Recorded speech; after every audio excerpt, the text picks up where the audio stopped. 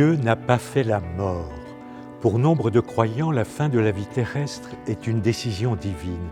Mais nous lisons au livre de la sagesse, écrit au 1er siècle avant Jésus-Christ, « Dieu n'a pas fait la mort, il ne se réjouit pas de voir mourir les êtres vivants. » Nous avons du mal à penser que Dieu n'a pas créé la mort.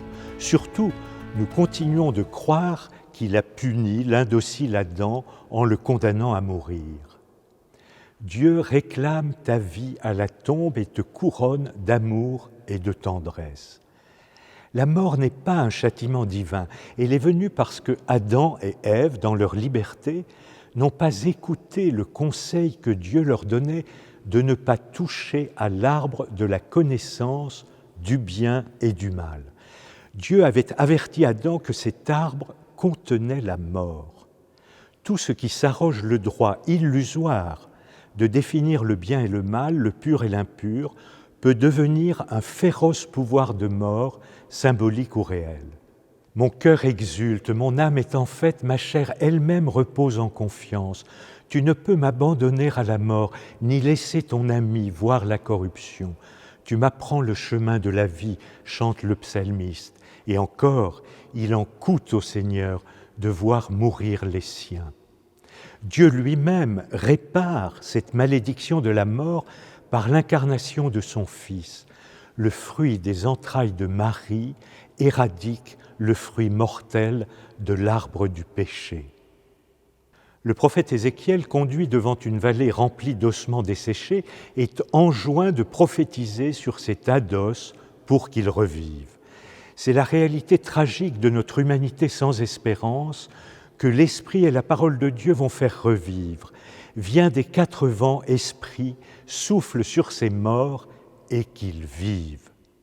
Jésus nous parle d'un homme qui prévoit d'agrandir ses greniers pour y entasser ses richesses.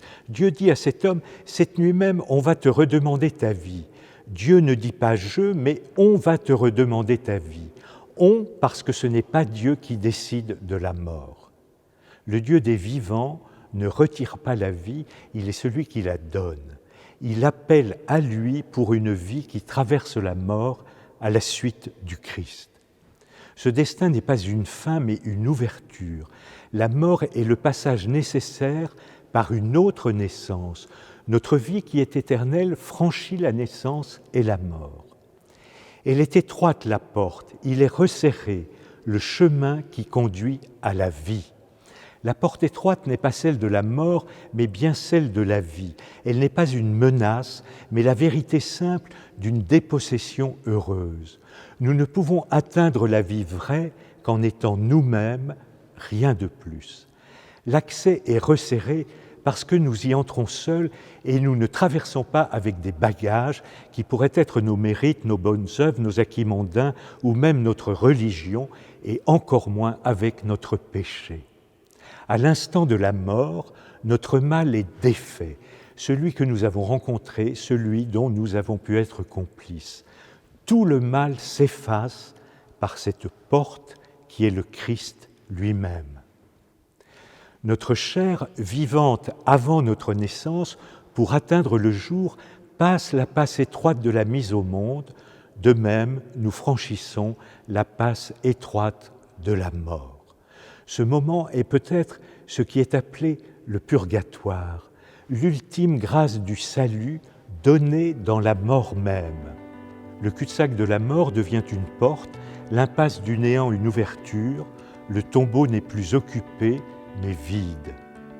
Jésus est lui-même la Pâque, le passage, la porte, et il n'y a pas d'autre porte que lui, seul Jésus percé, transpercé.